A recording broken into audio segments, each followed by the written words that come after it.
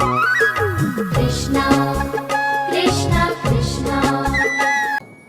ವಸುದೇವ ಸುತಂ ದೇವಂ ಕಂಸ ಚಾಣೂರಮರ್ದನಂ ದೇವಕಿ ಪರಮಾನಂದಂ ಕೃಷ್ಣಂ ವಂದೇ ಜಗದ್ಗುರು.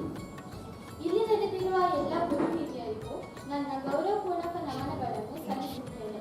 ಹಾಗೂ ಎಲ್ಲ ಕಿರಿಯರಿಗೂ ನನ್ನ ಪ್ರೀತಿಪೂರ್ವಕ ನಮನಗಳು. ಆ ಸಮಯವು ಅತ್ಯಂತ ಶುಭಕರವಾಗಿತ್ತು. ಭಗವಂತನು ಜನಿಸಿದ ಕೂಡಲೇ ಜೈಲಿನ ಬಾಗಿಲುಗಳು ತನ್ನಿಂದ ತಾನೇ ತೆರೆದುಕೊಂಡವು. ಸೇವಕರೆಲ್ಲ ನಿದ್ರೆಗೆ ಜಾರಿದರು. ಯಮುನಾ ನದಿ ದಾರಿ ಬಿಟ್ಟಿತು. ಸಾಕ್ಷಾತ್ ವಾಸುಕಿಯು ತನ್ನ ಹಿಡಿಯಿಂದ ಭಗವಂತನಿಗೆ ಮಳೆಯಿಂದ ನೆನೆಯದಂತೆ ರಕ್ಷಣೆ ನೀಡಿತು ಎಂಬ ಸಾಲುಗಳು ಯಾರನ್ನೇ ಆಗಲಿ ಒಂದು ಕ್ಷಣ ಮಂತ್ರಮುಗ್ಧರನ್ನಾಗಿಸುವುದಂತೂ ಖಂಡಿತ. ಅದು ಬೇರೆ ಯಾರೂ ಅಲ್ಲ, ಭಗವಾನ್ ವಿಷ್ಣುವು ಶ್ರೀಕೃಷ್ಣನಾಗಿ ಭೂಮಿಯ ಮೇಲೆ ಧರ್ಮ ರಕ್ಷಣೆಗಾಗಿ ಅವತಾರವೆತ್ತಿದ ದೈವಿಕ ಕ್ಷಣ. ಪುಟ್ಟ ಮಕ್ಕಳಿಂದ ಹಿಡಿದು ಮುದುಕರವರೆಗಿನ ಪ್ರತಿ ಆಸ್ತಿಕ ಮನವನ್ನು ಆಕರ್ಷಿಸುವ ಒಂದು ಪದವಿದ್ದರೆ ಅದು ಶ್ರೀಕೃಷ್ಣನ ನಾಮ. ಅವನು ನಮಗೆ ಕೇವಲ ಪರಮಾತ್ಮನಷ್ಟೇ ಅಲ್ಲ, ಗುರು, ಮಾರ್ಗದರ್ಶಕ, ಸರ್ವಜ್ಞ, ರಾಜಕೀಯ ಧುರೀಣ, ಧರ್ಮದ ಸಂರಕ್ಷಕ, ಅಮ್ಮನ ಕುಂಟಕೋಲ, ರಾಧೆಯ ಪ್ರಾಣಕಾಂತ, ವಿಶ್ವರೂಪದ ದರ್ಶನವನ್ನಿದ್ದ ದಾರ್ಶನಿಕ, ಭಗವದ್ಗೀತೆಯ ಮೂಲಕ ಇಂದಿಗೂ ಪ್ರತಿ ಹೃದಯಕ್ಕೂ ಮಾರ್ಗದರ್ಶನ ನೀಡುತ್ತಿರುವ ಮಹಾನ್ ಚೇತನ. ಇಂತಹ ಶ್ರೀಕೃಷ್ಣನ ಜನನವು ದ್ವಾಪರ ಯುಗದಲ್ಲಿ ಶ್ರಾವಣ ಮಾಸದ ರೋಹಿಣಿ ನಕ್ಷತ್ರದಲ್ಲಿ ಕೃಷ್ಣ ಪಕ್ಷದ ಅಷ್ಟಮಿಯ ಶುಭ ಬುಧವಾರದಂದು ಮಥುರೆಯ ಸೆರೆಮನೆಯಲ್ಲಿ ನಡುರಾತ್ರಿಯ ಸಮಯದಲ್ಲಿ ಆಗುತ್ತದೆ. ಹುಟ್ಟಿದ ತಕ್ಷಣ ಕೇಳಿಸಿದ ಶರೀರವಾಣಿಯಿಂದ ಹಿಡಿದು ದೇಹಾಂತ್ಯದವರೆಗೂ ಶ್ರೀಕೃಷ್ಣ ತೋರಿದ ಲೀಲೆಗಳು ಅಸಂಖ್ಯಾತ. ಇಂತಹ ಅಸಂಖ್ಯಾತಗಳಲ್ಲಿ ನಮ್ಮ ಮುದ್ದು ಕೋರನು ಬೆಣ್ಣೆ ಕಲಿಯುವ ಪರಿ ಎಂದರೆ ನನಗಿಷ್ಟ. ಶ್ರೀಕೃಷ್ಣನು ಬೆಣ್ಣೆ ಪ್ರಿಯನೆಂದು ಯಾರಿಗೆ ತಿಳಿದಿಲ್ಲ, ಎಲ್ಲರಿಗೂ ಗೊತ್ತಿದೆ. ಅದಕ್ಕಾಗಿ ಅವನು ನವನೀತ ಚೋರನೆಂದು ಪ್ರಸಿದ್ಧನಾಗಿದ್ದಾನೆ. ಗೋಪಾಲಕರೊಡನೆ ಸೇರಿ ಗೋವುಗಳನ್ನು ಮೇಯಿಸುತ್ತಾ ಗೋಪಿಕೆಯರ ಮನೆಗೆ ಹೋಗಿ ಮೆಲ್ಲನೆ ಬೆಣ್ಣೆಯನ್ನು ಕದ್ದು ತಿನ್ನುವುದೆಂದರೆ ಅವನಿಗೆ ಬಹಳ ಇಷ್ಟ. ಎಲ್ಲರನ್ನು ಗೋಳು ಹೊಯ್ದುಕೊಳ್ಳುವುದೆಂದರೆ ಬಲು ಪ್ರೀತಿ. ಅದೆಷ್ಟೋ ಸಲ ತನ್ನ ತುಂಟಾಟಗಳಿಂದ ಗೋಪಿಕೆಯರ ಕೆಂಗಣ್ಣಿಗೆ ಗುರಿಯಾದರೂ ತನ್ನ ಮುಗ್ಧತೆ, ಮುಗುಳು ನಗು, ಸುಂದರ ರೂಪ, ದಿವ್ಯ ತೇಜಸ್ಸಿನಿಂದ ಎಲ್ಲರನ್ನು ಮೋಡಿ ಮಾಡುತ್ತಿದ್ದ ಚತುರ ಇವನು. ಅಂದಹಾಗೆ ಬೆಣ್ಣೆಯು ನಂದಗೋಕುಲದ ಸಂಪತ್ತು. ಆ ಸಂಪತ್ತು ಎಲ್ಲೋ ಮಡಿಕೆಯಲ್ಲಿ ಶೇಖರವಾಗಿರುವುದು ಅವನಿಗೆ ಬೇಕಿರಲಿಲ್ಲ. ಅದು ಅಗತ್ಯವಿರುವವರಿಗೆ ದಕ್ಕಬೇಕು, ಇಲ್ಲದವರಿಗೆ ಹಂಚಿಕೆಯಾಗಬೇಕು.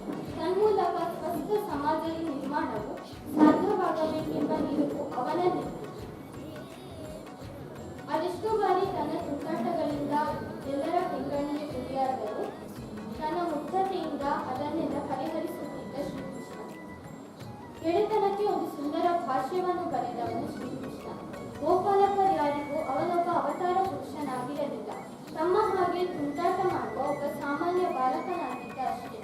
ಸುಧಾಮನೊಂದಿಗಿನ ಅವನ ಒಡನಾಟವು ವಿಶ್ವಕ್ಕೆ ಸ್ನೇಹದ ಪಾಠವನ್ನು ಕಲಿಸಿಕೊಡುತ್ತದೆ. ಶ್ರೀಕೃಷ್ಣನು ತಾನು ಎಷ್ಟೇ ತುಂಟನಾಗಿದ್ದರೂ ಸರ್ವಶಕ್ತನೆಂದು ತಿಳಿದಿದ್ದರೂ ತನ್ನ ತಾಯಿಯಾದ ಯಶೋದೆಗೆ ಎಂದು ಎದುರಾಡಿದವನಲ್ಲ. ಅವನ ತುಂಟಾಟಗಳಿಂದ ರೋಸಿ ಹೋದ ಯಶೋದೆಯು ಅದೆಷ್ಟೇ ಶಿಕ್ಷೆಗಳನ್ನು ಕೊಟ್ಟರೂ ಅದನ್ನು ನಗುನಗುತ್ತಲೇ ಸ್ವೀಕರಿಸಿದ. ಅದೆಲ್ಲೋ ಒಂದು ಬಾರಿ ತನ್ನ ಬಾಯನ್ನು ತೆಗೆದು ಬ್ರಹ್ಮಾಂಡವನ್ನು ತೋಡಿ ಪವಾಡವನ್ನು ಮೆರೆದರೂ ಉಳಿದಂತೆಲ್ಲ ಶಿಕ್ಷೆಗಳನ್ನು ವಿರೋಧಿಸಿದವನೇ ಅಲ್ಲ. ಈ ಮೂಲಕ ನಮಗೆ ಮಾತೃ ದೇವೋ ಭವ ಎಂಬ ಮಾತನ್ನು ತೋರಿಸಿಕೊಟ್ಟವನು ಈ ದೇವ.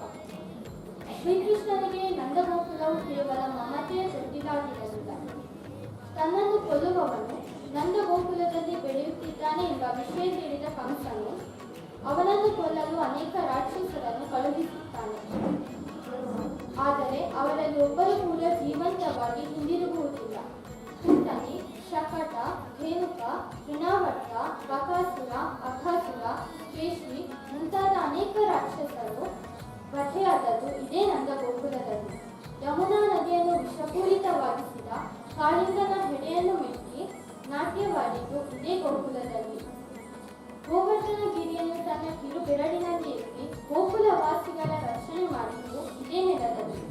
ತನಗೆಷ್ಟೇ ಸಂಕಷ್ಟಗಳು ಎದುರಾದರೂ ಅದರ ನಡುವೆ ತಾನು ಬೆಳೆದ ನೆಲಾಜಲ ತನ್ನ ಸುತ್ತಲಿನ ಜನರ ಗುಣವನ್ನು ಅವನೆಂದಿಗೂ ಬಾಕಿ ಉಳಿಸಲಿಲ್ಲ. ಹಾಗೆ ಈ ಮೂಲಕ ನಮಗೆ ಪರಮಾತ್ಮನ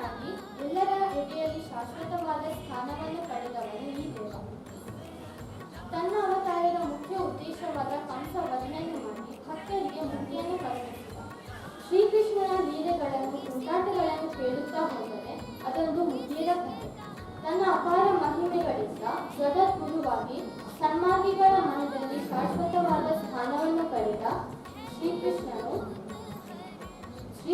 ಹುಟ್ಟಿದ ನೆಲದಲ್ಲಿ ನಾವು ಕೂಡ ಜನಿಸಿದ್ದೇವೆ ಎಂಬುದು ನಮಗೊಂದು ಹೆಮ್ಮೆಯ ಸಂಗತಿ. ನಮಗೆ ನಮ್ಮ ಜೀವನದ ಪ್ರತಿ ಹಂತದಲ್ಲೂ ಮಾರ್ಗದರ್ಶಕನಾಗಿ ಜನಮಾನಸದಲ್ಲಿ ಶಾಶ್ವತವಾದ ನೆಲೆಯನ್ನು ಕಂಡುಕೊಂಡವನು ಶ್ರೀಕೃಷ್ಣ ಪರಮಾತ್ಮ. ಅಂಧಕಾರದಲ್ಲಿ